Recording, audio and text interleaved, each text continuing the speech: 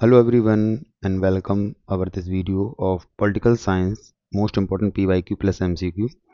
जो हमारे सभी एग्जाम जितने भी पॉलिटिकल साइंस होते हैं सभी में एग्जाम में आपके फायदे करेंगे क्वेश्चंस। और ये हमारा पर्पज है इस क्वेश्चन सीरीज का कि आप क्वेश्चन को एनालिसिस करें, PYQ को देखें कि कैसे आ रहे हैं एग्जाम में और आपके एग्जाम में कैसे पूछे जा सकते हैं।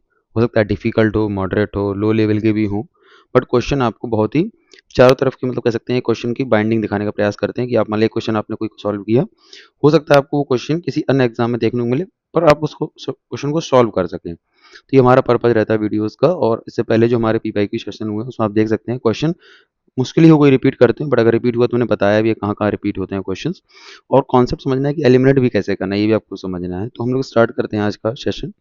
तो ये हमारे सभी एग्जाम के लिए है, UG NET, JRF, GDC, GIC, TGT assistant professor या कोई भी टेट हो आपका या BPSC हो, कोई भी एग्जाम आपका आने वाला उसमें सभी में फायदे करेंगे।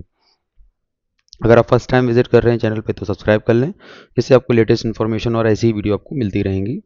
और जो भी हमारे सेशन होते हैं उनकी PDFs हम टेलीग्राम चैनल पे आपको फ्री ऑफ कॉस्ट प्रोवाइड करा देते हैं, जिससे आपको वो दोबारा रिपीटिशन मतलब आप दोबारा एक्सरसाइज करने के लिए आप यूज कर सकते हैं। तो हम लोगों ने लास्ट वीडियो में एक क्वेश्चन दिया था आपको कि आपको कमेंट सेक्शन में बताना था कि what is the answer of this question. भारतीय विदेश नीति के बारे में आपको दो कथन दिए गए थे। पूछा जाता है कि it is a policy of peace, friendship, peaceful coexistence and bridge between power blocks. यानी उस समय की बात है जब शांति, मित्रता, शांतिपूर्ण सहिष्णुता, सच्चे गुटों के मध्य की नीति है आपकी भारतीय विदेश नीति, किस तरीके मिडिल पाथ को अपनाती है। एंड द सेकंड स्टेटमेंट था it oppose imperialism, racism and colonialism, ये साम्राज्यवाद, जातिवाद तथा उपनिवेशवाद का विरोध करती है। तो आप जानते हैं कि इंडिया में मिडिल पाथ जैसे गुटनिरपेक्षता नीति हो गई, नेम हो गई, या किसी ब्लॉक में नहीं गया था in the context of the cold war. तो इसलिए इसका जो आंसर होगा वो होगा बी, यानी दोनों स्टेटमेंट आपकी ट्रू है। आइए चलते हैं, इस क्वेश्चन का तो आंसर हो गया भी।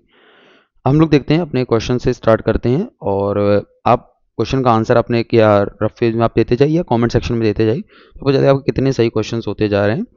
तो फर्स्ट क्वेश्चन आपका है कि 8 प्रिंसिपल दिए थे बिहेवियरल अप्रोच के और पॉलिटिकल साइंसेज जनरली नोज क्या नाम से जाने जाते हैं, रेगुलेटरीज, प्योर साइंस, वेरिफिकेशन या इंटेलेक्चुअल फाउंडेशन।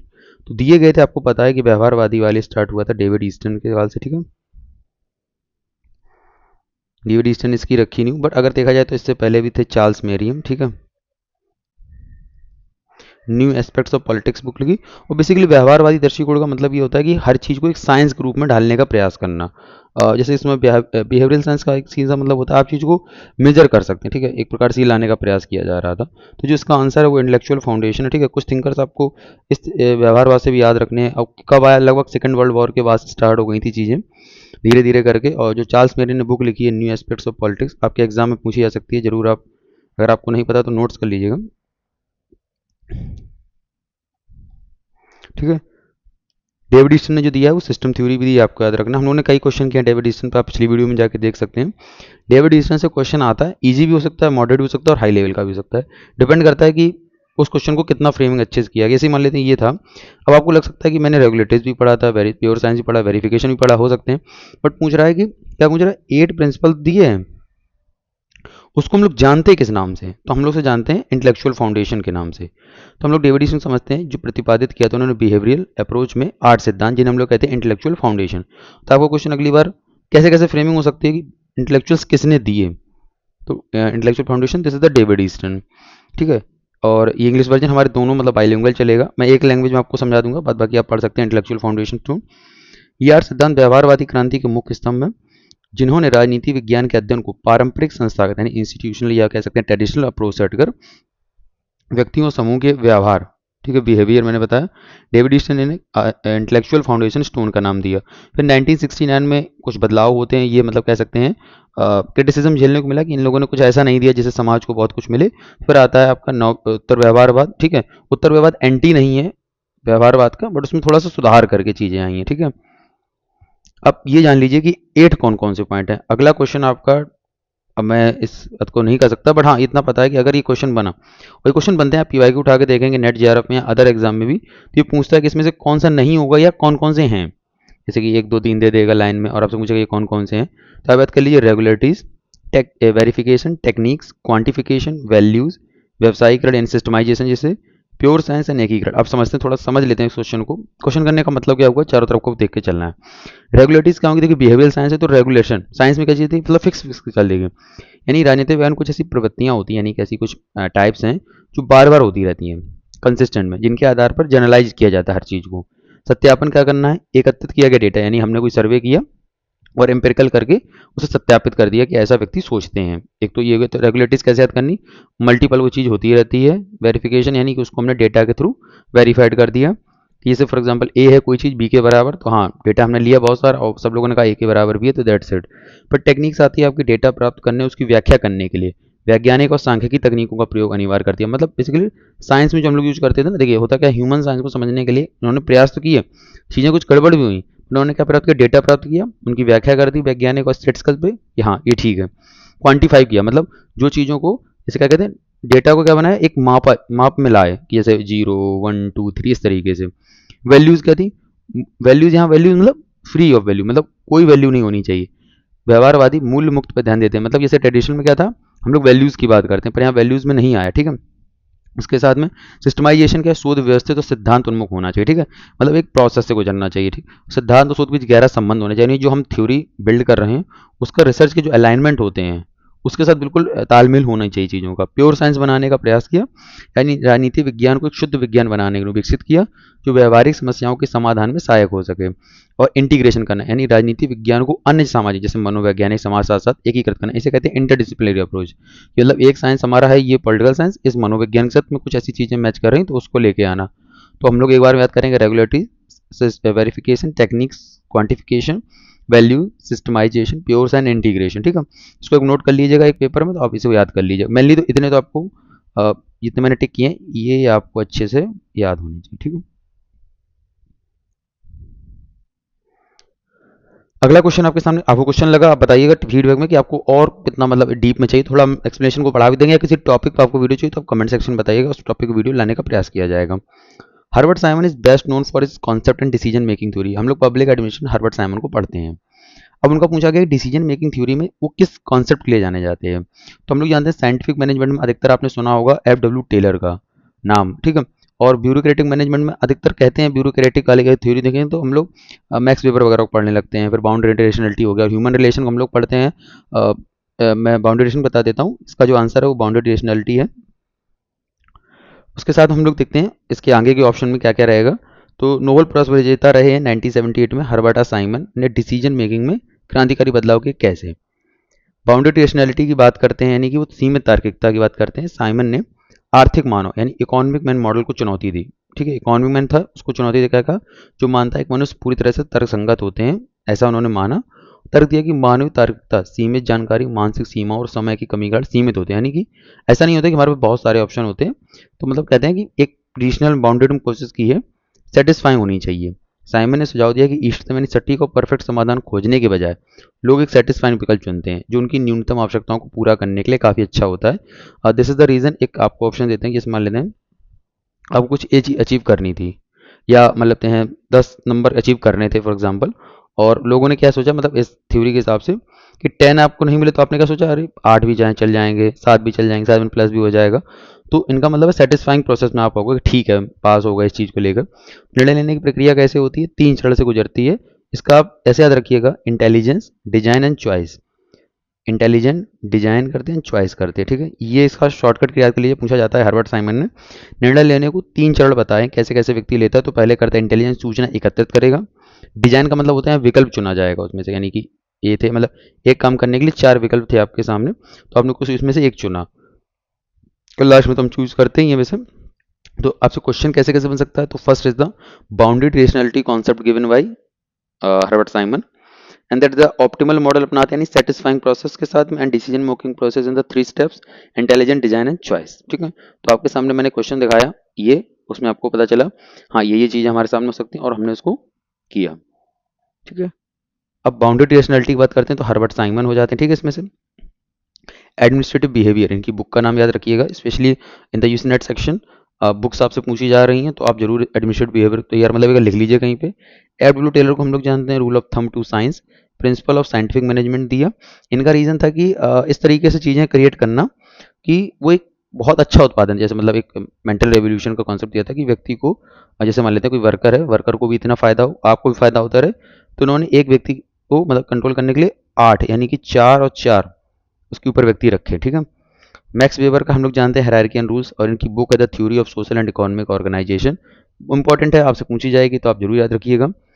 उसका बाद ह्यूमन रिलेशन, मैंने नाम नहीं याद आता, Elton Mayo, social factor in work, Hawthorne study की थी। इससे क्वेश्चन पूछा जाता है, इनकी जो 4 स्टेप वाला आप जरूर याद करके जाइएगा कि किस किस स्टेप से चली थी हाउथन स्टडी एल्टन म्यू को ह्यूमन रिलेशन के लिए। और ये मैं बता देता हूँ आपको, यूसी नेट जेआरएफ में 4 क्वेश्चन पूछे जा चुके हैं।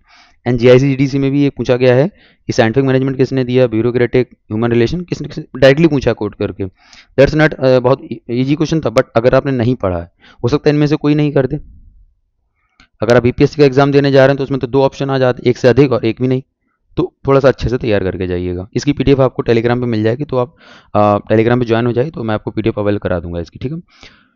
अगला क्वेश्चन है, the earliest systematic Indian political theory can be found in, यानी सबसे शुरुआती व्यवस्थित भारतीय राजनीतिक सिद्धांत किस में पाया जाता है, मतलब वेदास, अर्थशास्त्र, शुक्र नीति सारण, भगवद गीता में।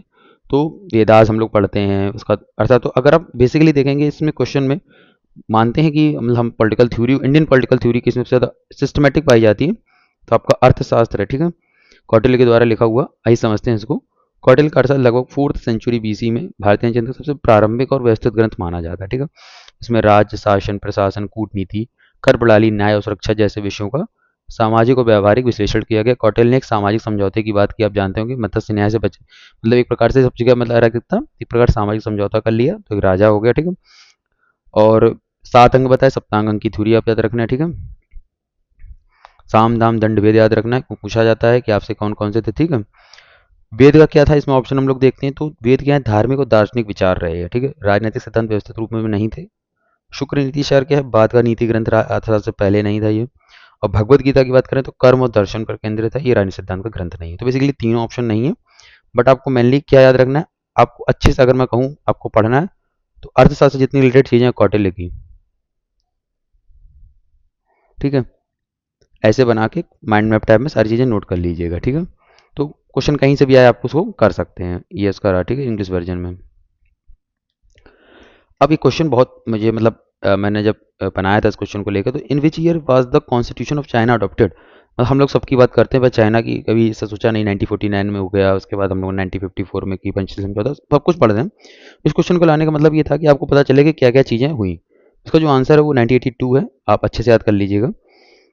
चीन के जनवादी गणराज्य जिसे कहते हैं पीपल रिपब्लिक ऑफ चाइना का वर्तमान संविधान वो 4 दिसंबर 1982 को बनाया गया था। इसे 1982 का संविधान कहा जाता है। इसे डेंग शियाओपिंग के नेतृत्व में, अब ये थोड़ा सा नाम आप थोड़ा सा अच्छा याद रखिएगा, सुधार और खुलेपन जिसे कहते हैं रिफॉर्म एंड ओपनिंग अप की पॉलिसी को अपनाया गया था। ठीक है। ऐतिहासिक पृष्ठभूमि क्या थी, 1949 में पीआरसी की स्थापना के बाद से चीन के 4 संविधान रहे, 54, 75, 78, 1982। बट अगर आप मोस्टली देखेंगे तो इसी को आंसर माना है। ठीक है। 1982 को। इसमें क्या एक प्रस्तावना है, 4 अध्याय हैं, जिसमें नागरिकों के मौलिक अधिकार और कर्तव्य और राज्य की संरचना शामिल है। ठीक है।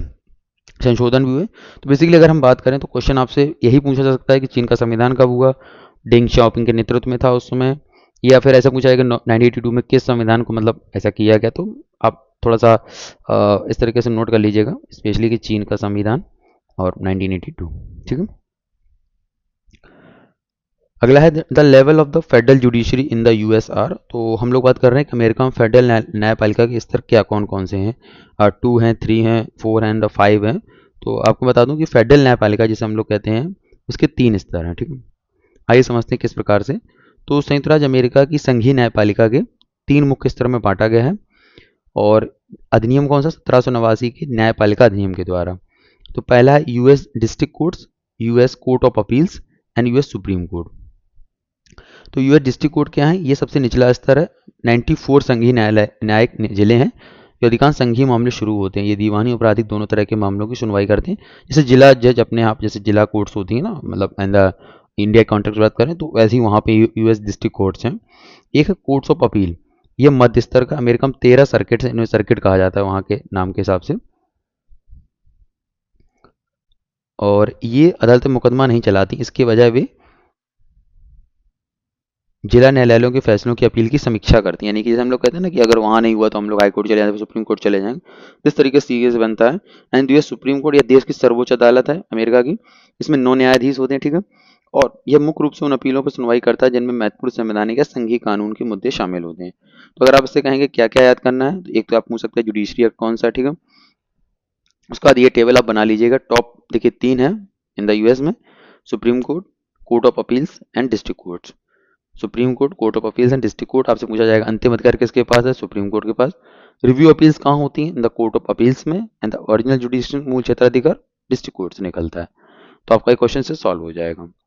क्वेश्चन कैसे लग रहा है थोड़ा सा बताइएगा, quality of the question and the explanation. मैंने सोचा है कि एक क्वेश्चन में 1-2 स्लाइड का बहुत कंटेंट हो जाता है, उसको आप थोड़ा सा रिवाइज करने का प्रयास करें तो धीरे धीरे आपकी चीज़ें डेली हैबिट में आने लगेंगी। अगला question, who was promoted the concept of sovereignty among the following, यानी इतने सारे आपके सामने 4 ऑप्शन दिए गए हैं, इसमें से बताना है संप्रभुता की अवधारणा को किसने बढ़ाने की कोशिश की है। अरिस्टोटल, बोर्डेन, हॉब्स और लास्की। तो हम लोग जानते हैं हॉब्स ने तो दिया है, बट उससे भी पहले एक थे, वो थे बोर्डेन आपके, ठीक है, जीन बोर्डेन जिसे हम लोग कहते हैं। और हॉब्स का हम लोग जानते हैं एक प्रकार से एब्सोल्यूट सोवरेनिटी कह सकते हैं, क्योंकि उन्होंने एक लेवियाथन को ही सत्ता पूरी देने का प्रयास किया जो उस कॉन्टेक्ट से नहीं बंधा होगा, ठीक है, याद रखना है। तो इसका आंसर समझने का प्रयास करते हैं। 16वीं शताब्दी के फ्रांसीसी न्यायविद और दार्शनिक जीन बोधे को सोवरेनिटी की अवधारणा के पहले व्यवस्थित प्रतिपादन का श्रेय दिया जाता है। अधिकतर हम लोग पढ़ते हैं सोवरेनिटी के बारे में हॉब्स लॉ रूसो से, बट अगर आपको क्वेश्चन पूछा जाता रहा है, स्पेशली जीडीसी जीआईसी यूपी के एग्जाम में, टीजीटी पीजीटी, स्पेशली क्वेश्चन है कि किसने दिया सोवरेनिटी का, तो आप याद कर लीजिए जीन बोर्डन ने। और उनके कार्य कौन कौन से रहे ये ध्यान रखें। 1576 में एक उनकी प्रकाशित पुस्तक है लेस सिक्स लेवेरिस ला रिपब्लिक, यानी कि 6 बुक ऑफ द कॉमनवेल्थ में इस अवधारणा को उन्होंने पेश किया था संप्रभुता की। बोर्डन ने संप्रभुता को राज्य की पूर्ण और स्थायी शक्ति के रूप में परिभाषित किया है, the absolute and perpetual power of a state. ठीक, मैं बता देता हूँ, यहाँ पे लिखा है राज्य की पूर्ण और स्थायी शक्ति को परिभाषित किया है। उन्होंने फ्रांसीसी धार्मिक युद्धों की अराजकता को समाप्त करने के लिए एक मजबूत केंद्रीय सत्ता को बढ़ावा दिया था। बोर्डन के अनुसार क्या कहते हैं, संप्रभु कानून का स्रोत होता है, वह कानून द्वारा अप्रतिबंधित है। हालांकि उनका मानना था कि संप्रभु अभी भी ईश्वरीय प्राकृतिक कानून से बंधा हुआ है, तो वो कह रहे थे कानून रूप से तो है, बट अगर चर्च की बात करें, ईश्वर की बात करें, तो उससे बंधा हुआ है। तो नेचर ऑफ पावर याद रखिएगा, according to Bodin the sovereign is the source of law and is unstained by the law, although he believed the sovereign was still bound by divine and natural law।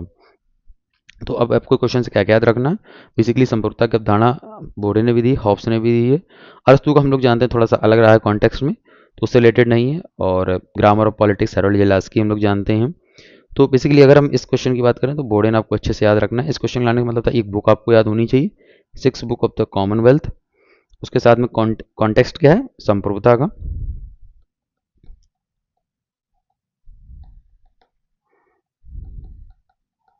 और book, ठीक है, 3 चीजें आपको पता होनी चाहिए। फर्स्ट सिस्टमेटिक थ्योरी दी है sovereignty की, 6 book of the Commonwealth. Thomas Hobbes की हम लोग जानते हैं legal and absolute sovereignty, Leviathan book उनकी, ठीक है। जॉन ऑस्टिन को हम लोग मोनेस्टिक एंड लीगल थ्योरी के लिए जानते हैं, ठीक है, प्रोवाइड ऑफ जूरिस्प्रूडेंस डिटरमाइंड के लिए। और हैरोल्ड जेलास्की को हम लोग जानते हैं प्लूरिस्टिक सोवरेनिटी के लिए, a grammar of politics 1920, I think date का थोड़ा सा है, ग्रामर ऑफ पॉलिटिक्स आप याद रखिएगा। Jean Bodin, Thomas Hobbes, John Austin and Harold J Laski. अगला क्वेश्चन है, which of the following is a characteristics of new public administration, यानी कि नई लोक प्रशासन की कौन सी इसमें विशेषता है। रेड टेप, जनरलाइजिस्टिक, सामान्य प्रशासक administrators, alienation from the public and sensitivity. तो नई लोक प्रशासन में क्या हो सकती है, मतलब देखिए लाल फीताशाही तो नहीं हो सकती लाल, क्योंकि वो तो पुरानी समझ चली आ रही है। सामान्य प्रजा, जनता से अलगाव रहता था। पर अगर हम बात करें संवेदनशीलता की बात करें तो यहाँ पर आंसर होगा संवेदनशीलता, सेंसिटिविटी। नवीन लोक प्रशासन, एनपीए का उदय होता है प्रथम मनोब्रुक जो सम्मेलन हुआ था, इसके 3 हो चुके हैं, 1968, 1988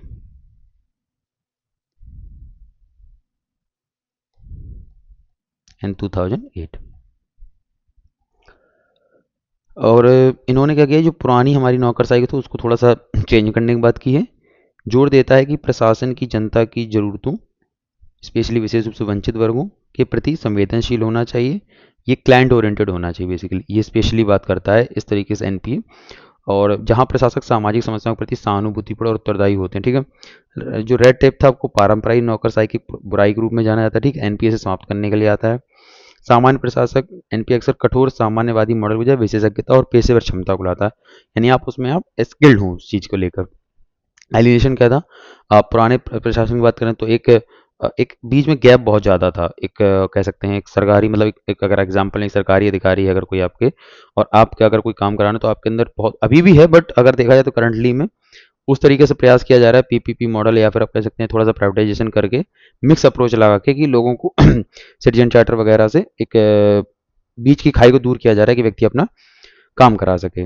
तो स्पेशली क्या है कि जो न्यू पब्लिक एडमिनिस्ट्रेशन आया है वो थोड़ा सा पारंपरिक जो हमारे प्रशासन के कमियां रही उनको दूर करने का प्रयास कर रहा है। तो एनपी हम लोग समझ गए ना कि फर्स्ट बनने कॉन्फ्रेंस याद रखना 68, second 88 and the third is 2008। ठीक है, अगला क्वेश्चन है वैदिक काल में ग्रामीण प्रशासन का मुख्य अधिकारी कौन होता था? ग्रामणी, ग्राम रक्षक, ग्रामपति, नन ऑफ द एबव। इसका जो आंसर होगा वो होगा ग्रामणी। तो वैदिक काल में लगभग 1500 से 600 ईसा पूर्व के दौरान प्रशासनिक संरचना कबीलाई और भीकेंद्रीय थी। ठीक है, तो ग्रामणी क्या होता था? वह ग्राम का मुखिया होता था एक प्रकार से।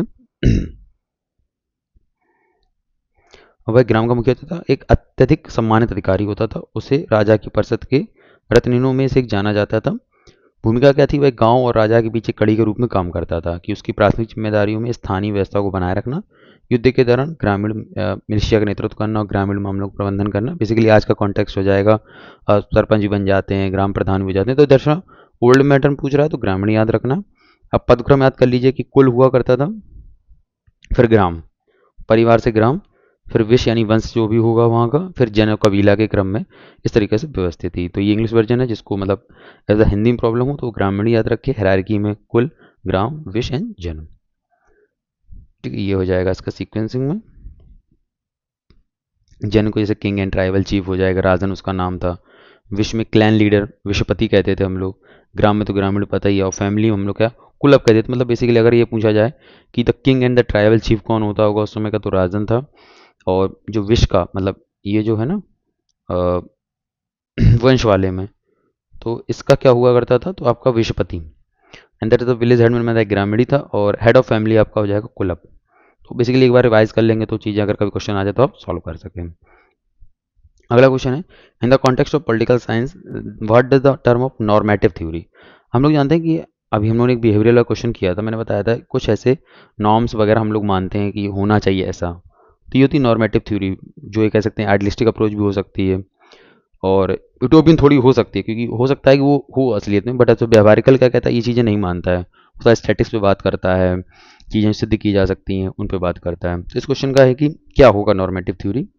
तो पहले हम लोग पढ़ते हैं A, the study of how political institution function in practice. पहला, B the examination of how political power is distributed.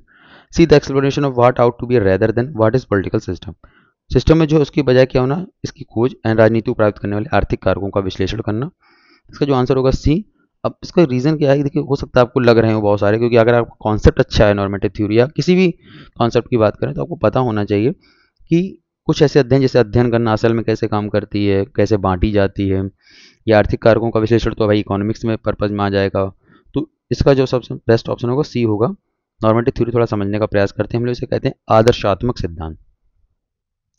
राजनीति विज्ञान एक पारंपरिक दृष्टिकोण रहा है जो मूल्यों, नैतिकता और आदर्शों पर केंद्रित, यानी this is the values, ethics and prescriptions पे, यानी कि चीज़ें होनी चाहिए। ठीक है, क्या होना चाहिए बनाम क्या है, एक होता है ना what ought to be and this. Unlike empirical theory which study fact and what is, यानी कि स्पेशली अगर हम बात करें तो क्या होना चाहिए, दिस इज द आइडियलिस्टिक, क्या है this is the empirical theory. व्यवहारिकल वाले हम लोग जानते हैं इस चीज़ को लेकर, जो तथ्य और क्या है का अध्ययन करता है। उसके विपरीत नॉर्मेटिव थ्योरी इस प्रश्न में ध्यान केंद्रित करती है क्या होना चाहिए, यह न्याय का है, एक आदर्श राज्य का है, जैसे प्रश्न पूछने का प्रयास करता है। मूल और नैतिकता की बात होती है, समानता, स्वतंत्रता और न्याय जैसे नैतिक मानकों और लक्ष्यों से संबंधित है। अगर विचारक कौन कौन से रहते थे? प्लेटो, अरस्तु, रूसो, कांट, क्लासिकल जितने भी आपके रहे हैं। और प्रकृति क्या है इसकी? सब्जेक्टिव है और प्रिस्क्रिप्टिव है, जबकि यहीं बदल जाएगा। यहीं पे अगर आपका हम व्यवहारवाद लाएं या एम्पेरिकल थ्योरी पूछने लगे तो आपसे ऑब्जेक्टिव हो जाएगा ये, यहाँ सब्जेक्टिव कीजिएगा। ठीक है, तो इसको समझने का एक बार मैं बता देता हूँ आपको। हम लोगों ने क्वेश्चन से पहले किया था वो वाला। तो नॉर्मेटिव थ्योरी अगर आप कीवर्ड याद रखना चाहें तो वैल्यूज़ हो जाएगा, पूछा जाए, और मैं यहाँ लिख देता हूँ वैल्यूज़। और अगर बिहेवियरल पूछा जाए तो इसमें तो सब्जेक्टिविटी आ ही जाएगी, एक तो कीवर्ड ये हो जाएगा, प्लेटो अरस्तु वगैरह हो जाएंगे इस थिंकर, ठीक है। उसके साथ में बिहेवियरल में पूछा जाए या पूछा जाए मॉडर्न अप्रोच, तो इसमें आप डेविड ईसन का नाम याद रख सकते हैं क्योंकि काफ़ी अच्छा इन्होंने काम भी किया है। उसके साथ में एक है कि इनमें ऑब्जेक्टिविटी लाने का प्रयास करते हैं और प्योर साइंस की तरफ थोड़ा ज़्यादा इनका फोकस रहता है, ठीक है। अगला क्वेश्चन आपके सामने है, which of the following best describe the concept of laissez in capitalism. यानी कि अगर हम बात करें पूंजीवाद में, लेजर हम लोग अब धारणा पढ़ते आए हैं कि क्या होती है, तो कौन सी तरह से बताता है। Government regulation to protect consumers, एक ऐसी प्लेस जहां सरकार आर्थिक गतिविधि को मैनेज करने के लिए हस्तक्षेप करती है। यह विचार की बाजार तब सच्चा काम करता है जब सरकार का हस्तक्षेप कम से कम हो। डी है राजनीतिक प्रणालियों में अमीरों पर टैक्स लगा गरीबों को धन बांटने की नीति।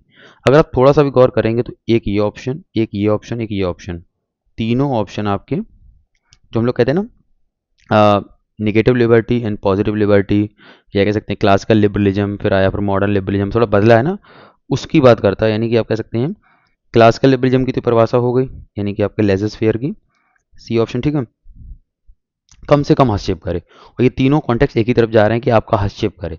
किन्सियन अप्रोच आपने पढ़ी होगी तो उसमें ये तीनों चीज़ें आ जाती हैं कि थोड़ा सा वेलफेयर स्टेट की तरफ भागना, ऐसा कह सकते हैं इसकी तरफ, ठीक है। और ये वाली जो है ना टैक्स लगा गरीबों को, तो रॉबर्ट नॉजिक ने इसे क्रिटिसाइज किया है,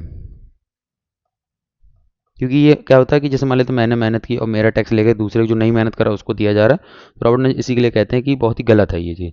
अगर मेरा मन होगा तो मैं दे दूंगा, माई पर्सनल विल, बट अगर आप राज्य मुझसे लेकर और फिर मेरी मतलब उनको दे रहा है जो नहीं काम कर रहे हैं, तो जैसे गरीबी भत्ता बेरोजगारी भत्ता होता है, तो इसके लिए खिलाफ थे, मतलब कि ऐसा नहीं होना चाहिए वेलफेयर स्टेट के लिए। तो हमारा सी आवाज सॉरी सी वाला एडम स्मिथ वगैरह ने द इनविजिबल हैंड की कॉन्सेप्ट भी दिया है इसी वजह से। उनका कहना मानना सीधा से ये है कि बाजार में आप ना हस्तक्षेप करें, क्योंकि बाजार ऑटोमेटिक डिमांड एंड सप्लाई पर वर्क करता रहेगा, और जब कम से कम हस्तक्षेप होगा तो लोगों को ज़्यादा ज़्यादा बढ़ने का मौका मिलेगा। लेजर फेयर एक फ्रांसीसी वाक्यांश है, ये भी याद रखना, इसको अकेले छोड़ देना कहते हैं हम लोग, या करने की अनुमति देना, leave it to be allowed to do. मुख्य सिद्धांत का यह एक आर्थिक दर्शन यानी इकोनॉमिक प्रोसेस में आता है। ये व्यावसायिक मामलों में सरकारी हस्तक्षेप का विरोध करता है। यह सुझाव देता है कि बाजार का अदृश्य, जैसे हम लोग बताया था एडम स्मिथ द्वारा, है स्वाभाविक रूप से मांग आपूर्ति और कीमतों को नियंत्रित करता है, यानी कि demand and supply is equal to automatically. सरकार की भूमिका क्या रहती है एक शुद्ध लेजर फेयर प्रणाली में, अगर कोई है स्टेट, सरकारी भूमिका केवल क्या रहेगी, निजी संपत्ति के अधिकारों की रक्षा करे, अनुबंधों को लागू कर दे और शांति बनाए रखने का प्रयास करे, एक प्रकार से if there is a state, ठीक है, तो इसकी क्या है, रक्षा कर ले। अगर कोई प्रॉब्लम आ रही है, कोई कॉन्ट्रैक्ट था उसको देख ले, बट अगर कोई इकोनॉमिक पॉलिसी है तो that's not interfere by the state, है ना, स्टेट को दूर रहना चाहिए। इस उत्पत्ति क्या होती है, 18वीं शताब्दी के फ्रांसीसी अर्थशास्त्री द्वारा लोकप्रिय बनाया गया, जिसे फिजियोक्रेट्स कहा गया। स्पेशली इतना नहीं पूछा जाएगा, बट हाँ याद रखिएगा आपको पढ़ना, अगर आप पढ़ना चाहें तो क्लासिकल लेवल बहुत अच्छे से तैयार कर लें, उसी से रिलेटेड कॉन्सेप्ट है। थिंकर पूछा था एडम स्मिथ, मैंने बताया, जॉन लॉक बता दी, बट इस क्वेश्चन बात करें तो लेजर फेयर की बात करते हैं कि इंटरफेरेंस नहीं होना चाहिए। ओके, अगला क्वेश्चन है, which scholar considered recruitment as the key to a powerful public service, यानी भर्ती को एक शक्तिशाली सार्वजनिक सेवा की कुंजी माना है। हो सकता है इसके लिए आपको नया लगे, नया ही होगा क्वेश्चन, बहुत रेयर होते हैं ऐसे क्वेश्चन फैक्ट वाइज पूछते हैं। इसका जो आंसर होगा वो होगा मिस्टर स्टेहल, स्टॉल पढ़ लीजिए, बट लिख लीजिए इसको, कोई बहुत मतलब मैंने बहुत सर्च किया, पता ज़्यादा डिटेल नहीं मिली, पर इतना पता है मुझे को कि लोक प्रशासन और कार्मिक प्रबंधन के प्रमुख विद्वान रहे ओगलेन स्टॉल ने इस बात पर जोर दिया कि सार्वजनिक सेवा की गुणवत्ता पूरी तरह से भर्ती की गई लोगों की गुणवत्ता पर निर्भर करती है। क्वेश्चन में यही पूछा गया, भर्ती को एक शक्तिशाली सार्वजनिक सेवा की कुंजी माना, रिक्रूटमेंट जो करना एक पावरफुल प्रोसेस तरीका है। स्टॉल ने तर्क दिया कि रिक्रूटमेंट पूरे कार्मिक ढांचे में, यानी कि कोई बॉडी है उसकी जो रिक्रूटमेंट पर सबसे ज़्यादा मतलब अच्छी चीज़ होती है, मतलब सही है, वही मतलब बेस है उसका, प्रसिद्ध रूप से इसे शक्तिशाली सार्वजनिक सेवा की कुंजी कहा है। उनके अनुसार जब तक सिस्टम में सर्वश्रेष्ठ लोगों को नहीं लाया जाता तब तक कोई भी प्रशिक्षण या पर्यवेक्षण प्रशासन कुशल नहीं बना सकता है। प्रसिद्धिकार कौन कौन सा है, उनका एक वर्क है public personal administration, public personal administration. प्रक्रिया क्या है, इन्होंने भर्ती को केवल एक पद भरने के रूप में नहीं बल्कि राज्य की सेवा के लिए सबसे सक्षम प्रतिभाओं को आकर्षित करने के लिए एक सकारात्मक प्रक्रिया के रूप में माना है इन्होंने, ठीक है। तो दिस द मैन फोकस इस रिक्रूटमेंट पे मिस्टर आप स्पेलिंग याद रखिएगा STHL एंड स्टॉल की कॉन्सेप्ट मैंने आपको बता दिया, यह वर्जन में पढ़ सकते हैं इंग्लिश वाला भी। अगला क्वेश्चन है Aristotle has mention which of the following as branch of the government, यानी कि अरस्तु के द्वारा इसमें से कौन कौन सी ऐसी ब्रांचेज रही हैं जो उन्होंने अपने वर्क्स में या फिर नोटेड की हैं कि डेलिबरेटिव, मैजिस्ट्रियल एंड द न्यायिक या सभी। इसका जो आंसर होगा वो होगा आपका डी, यानी कि सभी ब्रांचेज के बारे में उन्होंने बात की है। कैसे, आइए समझने का प्रयास करते हैं इसके। राजनीति विज्ञान के पिता माने जाने वाले अरस्तु पहले व्यक्ति थे, तो ऐसे क्वेश्चन आपका पहले ही बनेगा कि the father of the political science is अरस्तु, जिन्होंने राज्य की भीतर शक्ति के कार्यात्मक वितरण का विश्लेषण किया। पहला डेलिबरेटिव, दूसरा मजिस्ट्रियल एंड जुडिशियल। तो पहले में विधायिका आ जाएगी, सार्वजनिक मामलों में जैसे युद्ध, शांति, गठबंधन और कानूनों पर चर्चा करना, निर्णय लेना। मजिस्ट्रियल में क्या हो जाएगा, ये कार्यपालिका के समान होगी। उन अधिकारियों या मजिस्ट्रेट को संदर्भित करता है जो निर्णयों को लागू करते हैं और राज्य के दैनिक प्रशासन को संभालते हैं। एंड द न्याय केस क्या, ये अदालत प्रणाली उस निकाय को संदर्भित करता है जो विवादों को सुलझाता है और कानून की व्याख्या करता है। तो अगर हम बात करें तो आपको अच्छे से याद रखना डेलिबरेटिव, मजिस्ट्रियल एंड जुडिशियल। और बेसिकली अरस्तु को आप थोड़ा सा अच्छे पढ़ने के बाद, क्योंकि वीडियो अगर आप टॉपिक से बढ़ा जाते हैं तो आप कमेंट सेक्शन बता दीजिएगा, अच्छे से इस पे टॉपिक पे डिस्कशन करेंगे in the exam point of view and is a normal way में भी। एक होता है एग्जाम पॉइंट ऑफ व्यू में, क्या होता है आपको फैक्ट रटने पड़ते हैं, कॉन्सेप्ट थोड़े कम होते हैं क्योंकि एग्जाम नेट की अगर बात करोगे आप तो नेट में इतना ज़्यादा नहीं अरस्तु क्वेश्चन आ रहे, बट आपसे पूछा जाएगा बुक कब आई, चैप्टर कौन कौन से, 1 2 3 चैप्टर बताओ, चैप्टर के अंदर क्या है। द सेकेंड इज द किस तरीके से दो बांटने का तरीका बताया था, किस तरीके से बटेगा, कौन कौन सी उन्होंने बात की थी, कितनी जनसंख्या होनी। फॉर एग्जांपल एक क्वेश्चन पूछा जाता है कि प्लेटो की जनसंख्या कितनी मानी थी एक राज्य की, 5040 मानी थी। तो थोड़ा सा एक कॉन्सेप्ट होता है पेपर वाइज चलना और एक होता है आपका जनरल अंडरस्टैंडिंग के लिए पढ़ना। तो बुक्स बहुत सारी हैं, ओपी गावा हो गई आपकी या कोई सुब्रता मुखर्जी, मतलब मल्टीपल बुक्स, बट आप किस एग्जाम को लिए कितना टाइम आपके पास, उस अकॉर्डिंग आप तैयारी करिएगा। अगर ज़्यादा टाइम हो तो बुक्स पढ़ने का प्रयास करिए क्योंकि वो आपको बहुत ब्रॉड अंडरस्टैंडिंग देगी, आप फिर उसको कलेक्ट कर सकते हैं डेटा को। और अगर आप एक प्रोसेस के थ्रू नहीं जाएंगे, जैसे फॉर एग्जांपल आपने सब नोट्स पढ़ना स्टार्ट कर दिया, तो देर इज एक चांस है कि आप रट के एग्जाम हो सकता है बाई चांस के लिए, पर उससे बहुत ज़्यादा दिन तक आपको चीज़ें याद नहीं रहेंगी।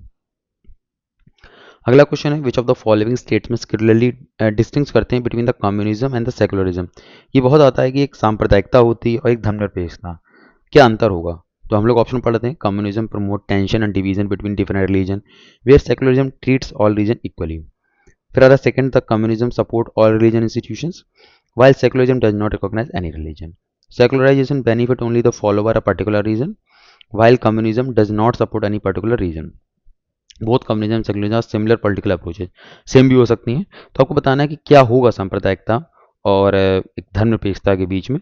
तो भारत कैसा है, आप कमेंट सेक्शन में बताइएगा भारत कैसा एक देश है। तो इसका जो आंसर होगा वो ए होगा। हो सकता है आप दूसरे ऑप्शन में, जैसे डी तो नहीं होगा, कैसे भी अंतर तो होगा ही कुछ ना कुछ। और धर्मनिरपेक्षता केवल किसी धर्म के मानने वालों को फायदा पहुंचाती, तो ऐसा तो नहीं है। जैसे भारत बात करता है क्या, सभी धर्म समभाव की बात करेंगे। तो क्या है देखिए, तो सांप्रदायिकता यह एक ऐसी विचारधारा जो समाज को अलग अलग धार्मिक समुदाय में विभाजित करती है, जिनके हित अलग और अक्सर परस्पर विरोधी होते हैं। एग्जाम्पल, कोई ए मानता है धर्म तो कोई बी मानता है। यह इस विश्वास को बढ़ावा देती है कि एक धर्म के लोगों के सामान्य हित होते हैं जो अन्य धर्मों के हित से अलग होंगे या उनके खिलाफ होंगे। अपने चरम रूप में यानी कि एक्सट्रीम रूप में यह विश्वास क्यों ले जाती है कि विभिन्न धर्मों के लोग एक राष्ट्र के भीतर समान नागरिकों पर नहीं रह सकते। तो बेसिकली अगर एक स्टेट है, उसमें अगर ए है, बी है, सी धर्म है, तो तीनों लड़ेंगे या दोनों लड़ेंगे, क्योंकि दोनों एक दूसरे के साथ म्यूचुअली अंडरस्टैंड नहीं कर पा रहे हैं। बट अगर धर्म निरपेक्षता की बात करें, यह एक ऐसा धर्म जहाँ राज्य का कोई आधिकारिक धर्म नहीं होगा। ये बहुत इंपॉर्टेंट लाइन है। पूछा जाता है कि स्पेशली क्या होगा, राज्य सभी धर्मों का समान सम्मान यानी सर्वधर्म समभाव बात करता है। यह सुनिश्चित करता है कि आस्था के आधार पर कोई भेदभाव ना हो। भारतीय संदर्भ में राज्य को सामाजिक समानता सुनिश्चित करने के लिए धार्मिक मामलों में हस्तक्षेप की अनुमति देता है, जैसे अस्पृश्यता पर प्रतिबंध। तो सेकुलरिज्म का एक पॉइंट हो सकता है, जैसे एग्जाम्पल में लेते हैं आर्टिकल 17 बात करता है अस्पृश्यता नहीं होनी चाहिए। उसका एक रीज़न है कि ये गलत है, जो चीज़ गलत है वो मानेगा, मतलब धर्म में इसमें एंट्री करेगा, बट ऐसा नहीं कि हर चीज़ में एंट्री लेगा। ठीक है, तो ये चीज़ ध्यान रखना। सांप्रदायिकता एक कट्टरपंथी टाइप में हो जाती है कि जैसे हम लड़ने लगेंगे आपस में। धर्मनिरपेक्षता राज्य का कोई धर्म नहीं, ये मेनली आप याद रख सकते हैं इसमें। अगला है which of the following statement about colonialism is correct, यानी कि जो हमारा उपनिवेशवाद के बारे में कौन कौन से कथन सही है। कुछ क्वेश्चन आपको कॉन्सेप्ट वाले लग रहे होंगे और थोड़ा टाइम लेते हैं क्योंकि समझाने में, मतलब अब देखो फैक्ट होता है डायरेक्टली मैं बता के चला जाऊंगा, इसमें थोड़ा टाइम लग रहा है क्योंकि थोड़े से समझने वाले क्वेश्चन है। उपनिवेशवाद में कौन सा कथन सही, पहला है तो उपनिवेशवाद का मुख्य लक्ष्य क्या होता है, उपनिवेश बनाने वाले और उपनिवेशित लोगों के बीच सांस्कृतिक आदान प्रदान स्थापित करना। उपनिवेशवाद की विशेषता, उपनिवेश बनाने वालों को फायदा पहुंचाने के लिए उपनिवेश क्षेत्रों का आर्थिक शोषण कर लेना। औपनिवेशिक शक्तियों ने आर्थिक संसाधनों के बदले उपनिवेशों को राजनीतिक स्वायत्तता प्रदान कर दी। यह राष्ट्रवाद के उदय के साथ 19वीं शताब्दी में सदी में उपनिवेशवाद की धारणा सामने आई। आंसर जो है बी है, क्योंकि ए तो कह रहा है कि सांस्कृतिक आदान प्रदान नहीं, क्योंकि हम लगा आर्थिक शोषण। जैसे द ईस्ट इंडिया कंपनी या कोई भी आया भारत में, सबको लूटने का प्रयास किया, मतलब भारत को रीजन यहाँ से एक्सप्लोटेशन करे, ठीक है।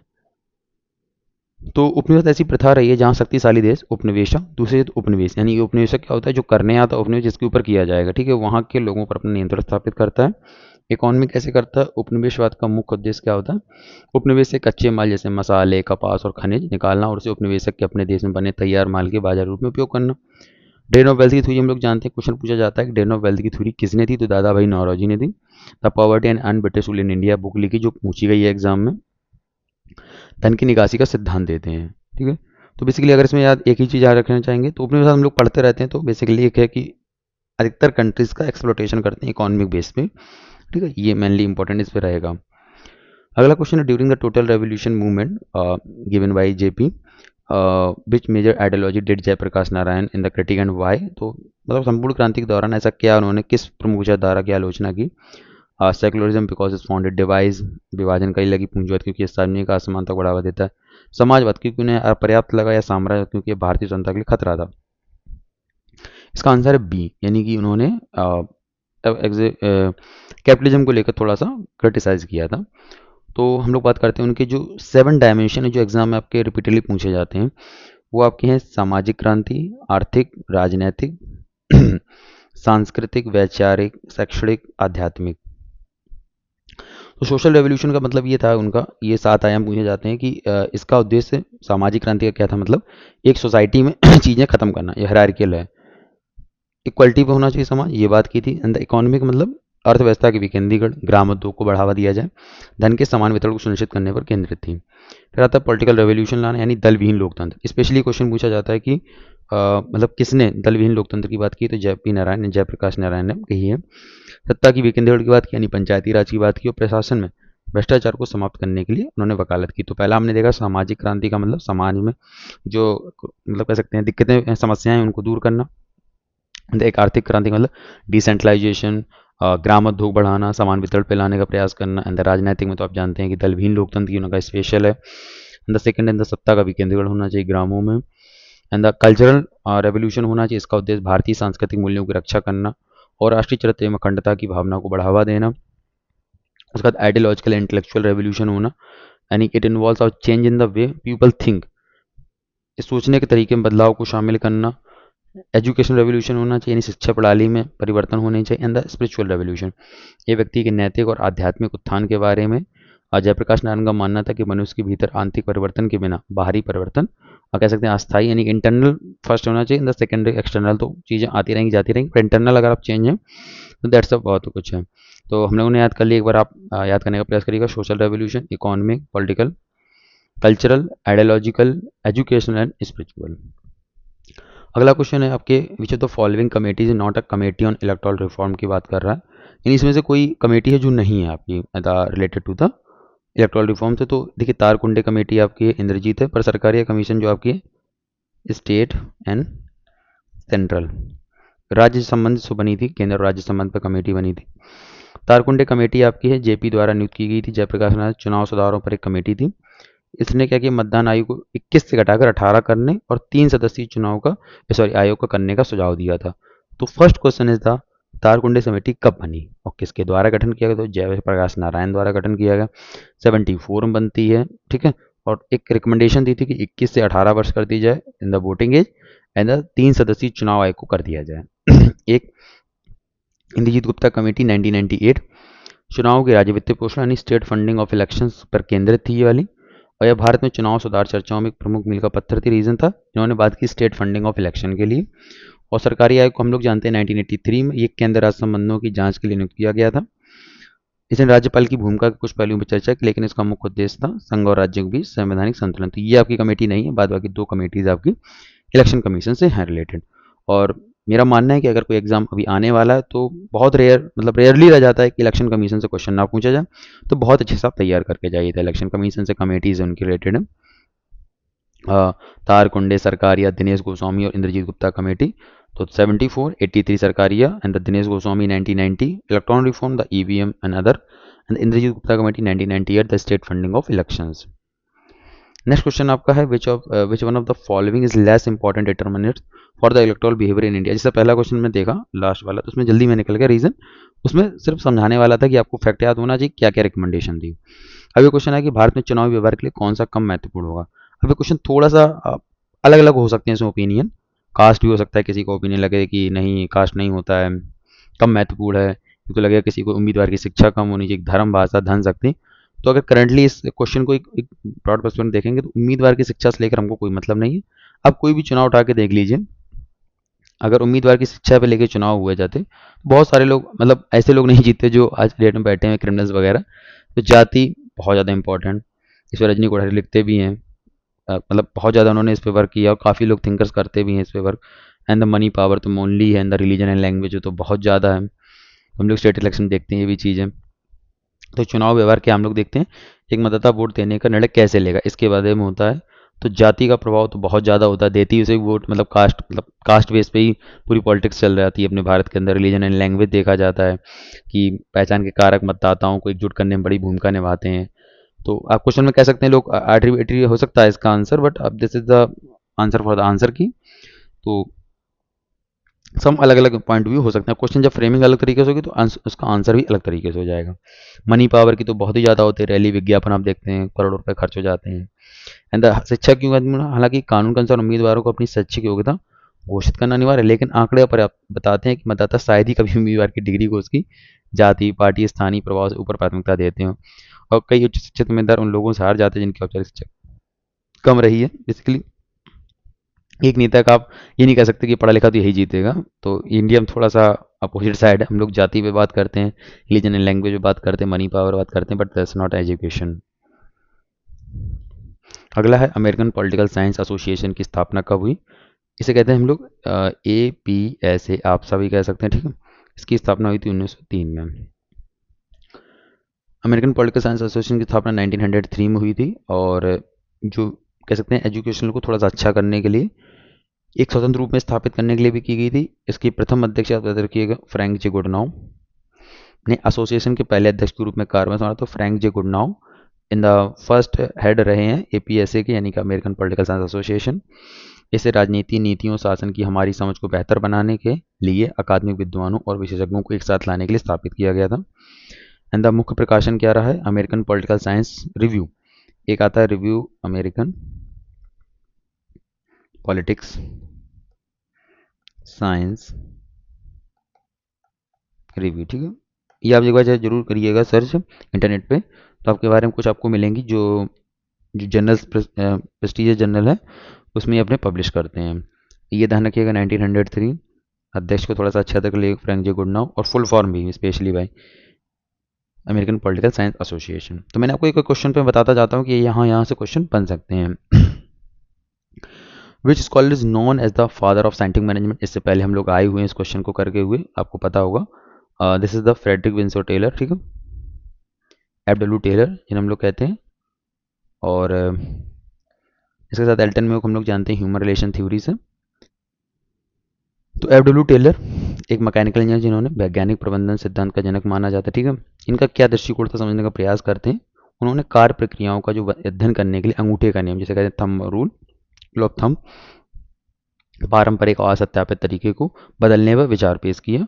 उनकी प्रसिद्ध पुस्तक the principal of scientific management 1911 में प्रकाशित होती है, the principal of scientific management. और कोर प्रिंसिपल क्या रहे हैं, टाइम एंड मोशन स्टडीज़ पर उन्होंने बहुत अच्छा किया है।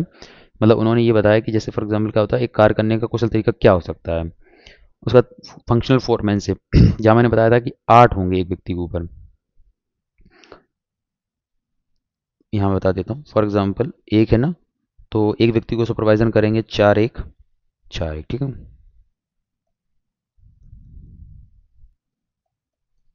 इस तरीके से। और विभेदात्मक कार्य दल क्या था कि डिफरेंशियल पीस रेट सिस्टम होगा, high wages for worker who produce more than the standard output. यानी कि हमें अगर ए कुछ प्रोड्यूस करनी थी और किसी ने A2 यानी 2 ज़्यादा कर दी उस चीज़ को लेकर, उसको हाई वेजेस मिलेगा। मेंटल रेवोल्यूशन का मैंने कॉन्सेप्ट बताया था, मानसिक क्रांति का उन्होंने प्रबंधन और श्रम को दोनों को एक दूसरे के प्रति दृष्टिकोण में पूर्ण परिवर्तन का आह्वान किया, जैसे संघर्ष हो जाए सहयोग पर। अगर इससे लाइन में समझना चाहें तो दिस इज का एक मतलब एक वर्ग है जो वर्क कर रहा है और इस पर सुपरविजन कर रहा है। अगर दोनों के प्रबंधन और श्रमिकों के बीच में थोड़ा सा कॉन्सेप्ट और तालमेल अच्छा बैठ जाए तो दोनों का फायदा, ऐसा एडब्ल्यू टेलर का मानना था। तो father of scientific management A W Taylor, इसे हम लोग कहते हैं टेलरिज्म, ठीक है, याद रखना। Elton Mayo father of human relation theory, Hawthorne study. Dwight Waldo key figure in new public administration, the administrative state. And the Herbert Simon हम लोग जानते हैं bounded rationality and the father of decision making theory. तो हम लोगों ने देखा एक ही क्वेश्चन को दो अलग अलग तरीके से पूछा गया, एक बार हार्वर्ड साइमन को पूछ दिया, एक बार एडब्ल्यू टेलर को। तो नेक्स्ट टाइम अगर आपका एग्जाम है तो आप एल्टन म्यू को भी पढ़ के जाएं। मैंने इतना बता दिया तो लगभग आपका कवर हो जाएगा क्वेश्चन। फिर भी आप एक बार अपनी तरफ से भी थोड़ा सा प्रयास करिएगा, और अगर आपको पूरा डिटेल चाहिए तो आप कमेंट सेक्शन में नाम लिखिएगा थिंकर्स, या कोई कॉन्सेप्ट नहीं समझ में आ रहा तो जैसे वीडियो हम इस पर बनाने का प्रयास करेंगे। एक चीज़ बहुत अच्छे से याद रखिएगा कि साइंटिफिक मैनेजमेंट जो पॉइंट किया वो लुइस ब्रैंडिस के द्वारा किया गया है 1910 में, ठीक है। बट थ्योरी जो डेवलप की है वो फ्रेडरिक विंसो टेलर ने की है। तो ये क्वेश्चन कभी कभी कंफ्यूज हो जाते हैं अगर दोनों ऑप्शन में आ जाएं और ये पूछा जाए कि क्वाइन किसने किया है, तो this is the Louis Brandeis and the use और थ्योराइजेशन जिसने किया, पॉपुलराइज किया, वो फ्रेडरिक विंसलो टेलर ने किया है, ठीक है। मोस्ट इंपॉर्टेंट चीज आप याद रखिएगा इसमें। अगला है इन शुक्र नीति, what is the significance of the Mandala theory discussed bye शुक्र। शुक्र के द्वारा कुछ नीति पे किया गया, तो क्या क्या था देखने का प्रयास करते हैं। It outline the military formation strategy, it explain the theory of political sovereignty and state craft, और it describe the geographical distribution of resources, यानी संसाधन के भौगोलिक वितरण के बारे में। और डी इज द यह धार्मिक अनुसंधानों के लिए दिशा निर्देश प्रदान करता है। तो आंसर इज द बी, ये राजनीतिक संप्रभुता और राजकाज सिद्धांत की बात करता है। तो मंडल सिद्धांत सबसे प्रसिद्ध रूप से कौटिल्य से जुड़ा हुआ है, पर शुक्राचार्य यानी शुक्र नीति के लेखक भी इसमें अंतर राज संबंधों शासन कला के बारे में चर्चा करते हैं। तो हम लोग पढ़ते हैं मंडल सिद्धांत कौटिल्य में भी, शुक्र नीति में भी कुछ दिए गए ये चीज़ें। इंटरस्टेट की बात करता है, यानी कि इंटरस्टेट रिलेशन क्या है। The Mandala theory circle of state is a diplomatic tool use to analyse and relationship between state and its neighbour, यानी कि स्टेट और उसके पड़ोसी देशों के साथ में क्या संबंध रहेंगे उसके बारे में। एंड द जियो स्ट्रेटजी की बात करता है, यानी कि स्वाभाविक दुश्मन है पड़ोसी हमारा, पड़ोसी को पड़ोसी स्वाभाविक मित्र है, जिसे हम लोग मंडला थ्योरी में पढ़ते हैं ना, इनैमी, फिर उसके बाद अरी बिजू विशु तरीके से, उस तरीके से बात हो रही है। शुक्र नीति मंडल में राजाओं की विभिन्न श्रेणियां हैं, जैसे अरी, मित्र, मध्यम और उदासीन। उद्देश्य क्या था इसका महत्व, शक्ति संतुलन बनाए रखने और राज्य की संप्रभुता के संरक्षण और विस्तार को सुनिश्चित करने में निहित है। अगर इस थोड़ा सा भी क्रिएट करेंगे तो मंडल थ्योरी कौटिल्य की लगभग अप्रोक्सीमेटली सेम है, ठीक है। पर कुछ हो सकता है डिटेल आप थोड़ा सा पढ़ेंगे शुक्र नीति को अच्छे से, और क्योंकि ये तो क्वेश्चन एक आया था, ऐसा कोई सिलेबस में किसी मेंशन नहीं होता शुक्र नीति वगैरह, तो आप पढ़ सकते हैं। बट डेफिनेटली अगर आप मंडल सिद्धांत पढ़ के जाए कौटिल्य का तो बेस्ट होगा आपके लिए। क्वेश्चन वो आस्क होते रहते हैं। अगला क्वेश्चन है the recommendation to the adopt the ombudsman system in India was made by, तो ऐसा कौन था जिसने इसकी रिकमेंडेशन दी। तो द एडीआर यानी ARC यानी administrative reformation commission, the Rajasthan administrative reform committee, the Madras provincial bar association. जो इसका आंसर होगा वो होगा ए, यानी प्रथम प्रशासनिक सुधार आयोग द्वारा की गई थी। 1966 में बनता है मोरारजी देसाई और बाद में के हनुमंतैया के नेतृत्व में। इसने भ्रष्टाचार से निपटने के लिए केंद्र में लोकपाल और राज्यों में लोकायुक्त नामक तो स्वतंत्र प्राधिकरणों की स्थापना की आधिकारिक सिफारिश की। तो बेसिकली अगर बात की जाएगी तो ARC 1966 फर्स्ट हेड थे जो मोरारजी देसाई थे, बाद में के हनुमंतैया बनते हैं। दो क्वेश्चन आपसे पूछे जाते हैं, फर्स्ट क्वेश्चन तो यही रहता है डेट, दूसरा ये, तीसरा ये, मैंने टाइप किए बता दिया मैंने। और जो LM सिंघवी द्वारा 1963 में संसदीय बहस के दौरान ये शब्द गढ़ा गया था लोकपाल, ये आपका चौथा क्वेश्चन। तो मैंने 4 क्वेश्चन बताए जो आपसे हर एग्जाम के डिफ्रेंशिएशन में पूछे जाते रहते हैं कि कब आया, डेट पूछेगा या अध्यक्ष पूछेगा, बाद में अध्यक्ष कौन थे, किसके द्वारा शब्द गढ़ा गया, तो ये आपको चीज़ें याद रखनी है। तो आज के लिए हमारे क्वेश्चन इतने ही थे, और मिलते हैं नेक्स्ट वीडियो में। और अपनी तैयारी में थोड़ा अच्छा करते रहें, और अगर कोई आपको लगती हो दिक्कत हो समस्या तो टेलीग्राम पे आप आ जाइए। आप कमेंट सेक्शन में उसके वीडियो कमेंट सेक्शन में बता सकते हैं अगर आपको कोई प्रॉब्लम हो रही है स्टडी को लेकर, तो definitely I will resolve the question मतलब क्यूरी आपकी। और मिलते हैं नेक्स्ट वीडियो में, धन्यवाद।